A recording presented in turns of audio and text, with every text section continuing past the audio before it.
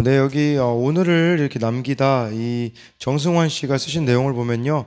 할머니와 마지막 이별을 한 후 마음이 후회로 가득 찼는데, 이럴 줄 알았으면 좀 더 잘해드릴 걸, 이런 후회가 남았다고 합니다.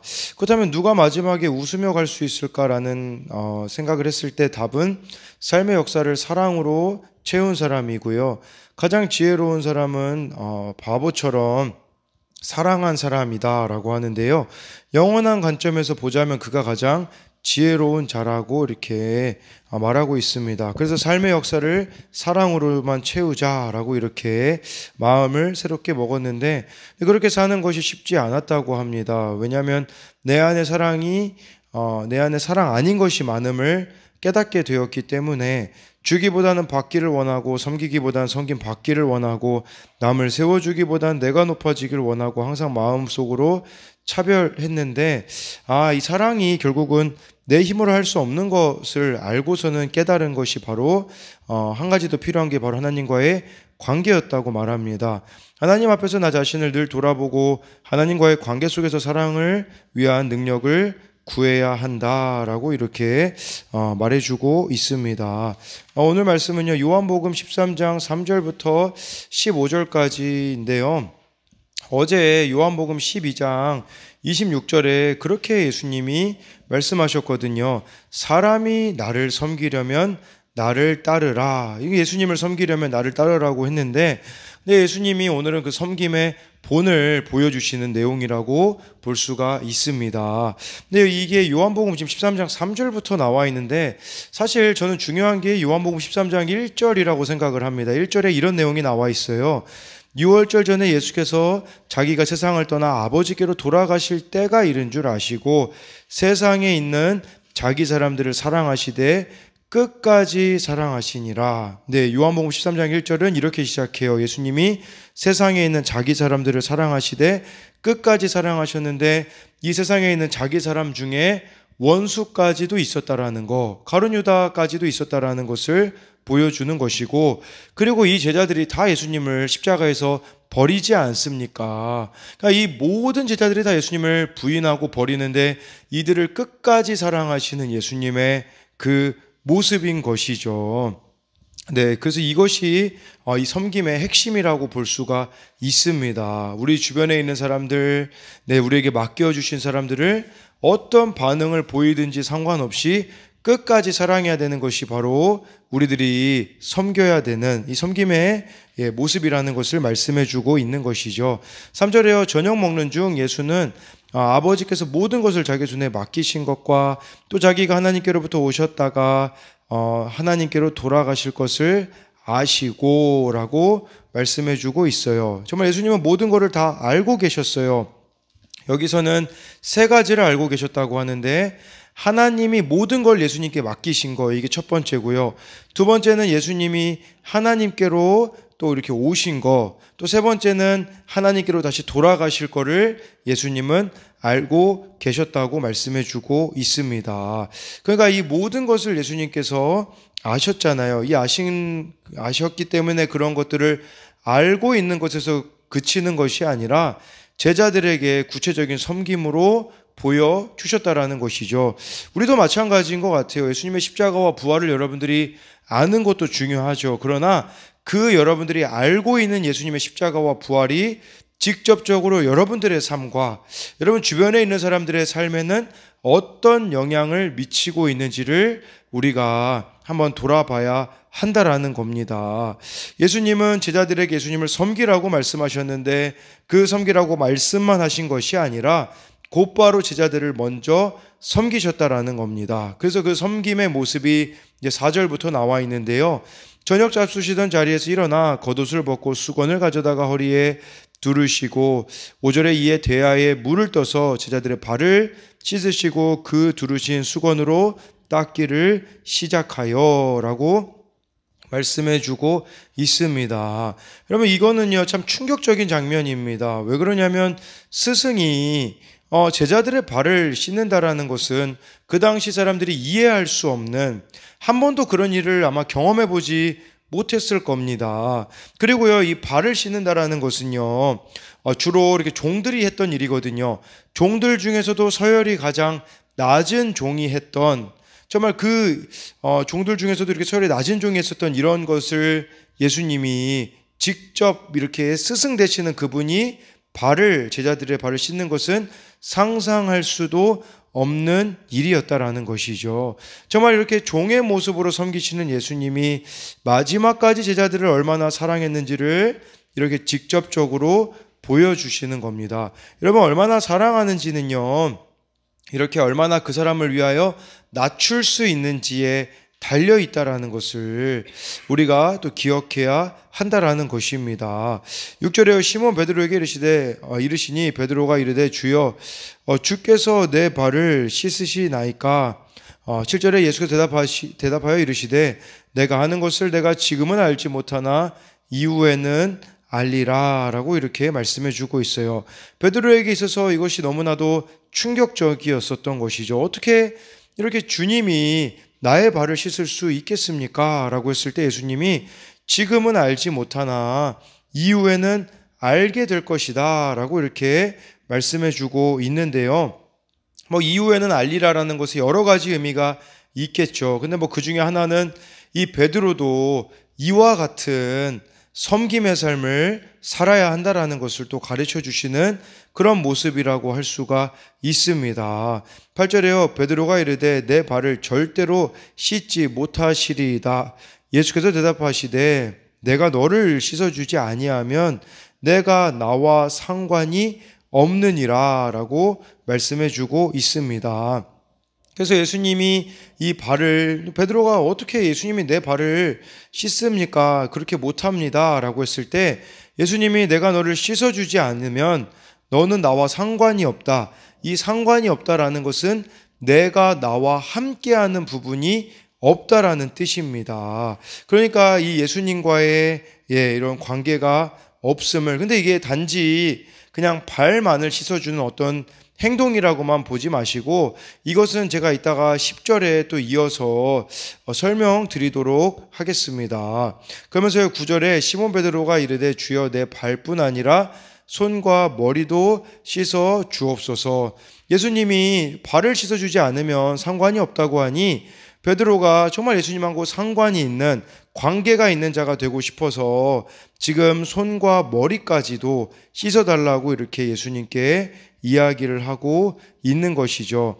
이런 걸 통해서 다른 것보다도 베드로의 순수한 모습을 우리는 여기서 발견할 수 있어요. 이 베드로의 순수한 모습은 11절에 나오는 예수님을 팔자인 가룟 유다와 대조적인 모습을 보여주고 있는 겁니다. 그때 이제 10절 말씀해 보니까요, 예수께서 이르시되 이미 목욕한 자는 발밖에 씻을 필요가 없느니라.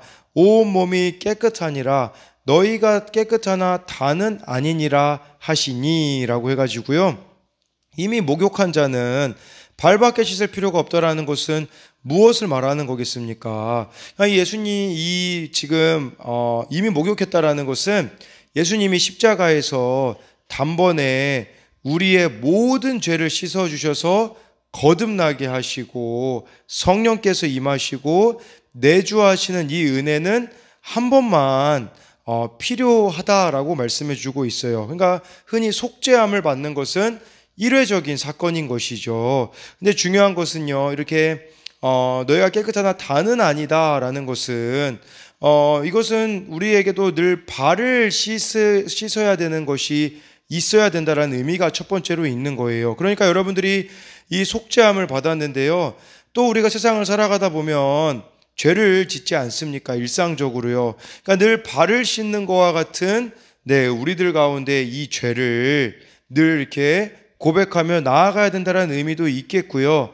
또 한 가지 여기서 지금 누구를 말하고 있는 거냐면 11절에 가룟 유다를 지금 예수님이 가르치고 계시는 겁니다. 11절에 이는 자기를 팔 자가 누구인지 아심이라. 그러므로 다는 깨끗하지 아니하다 하시니라. 다 깨끗하지 않은 것은요, 두 번째 의미로 바로 가룟 유다를 말하는 것이에요.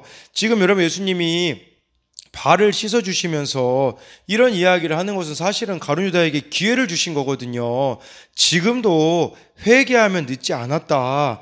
이 마지막 그 돌이킴의 기회를 예수님이 가룟 유다에게 주고 싶으셔서 아까 제가 1절에 요한복음 13장 1절에 끝까지 사랑하셨다. 이 자기 사람을 끝까지 사랑하시는 모습을 보여주심으로 정말 가룟 유다가 이렇게 마지막까지도 물론 그가 이미 죄를 저질렀으나 회개 가운데 나아가기를 예수님이 원하셨다라는 것이겠죠. 정말 이 예수님은 이런 가룟 유다에게 마지막으로 돌이킴의 기회를 주시고 싶었지만 가룟 유다에게는 그런 베드로와 같은 순수함이라는 것을 찾아볼 수가 없었다라는 것을 이렇게 보여주고 있는 것이죠.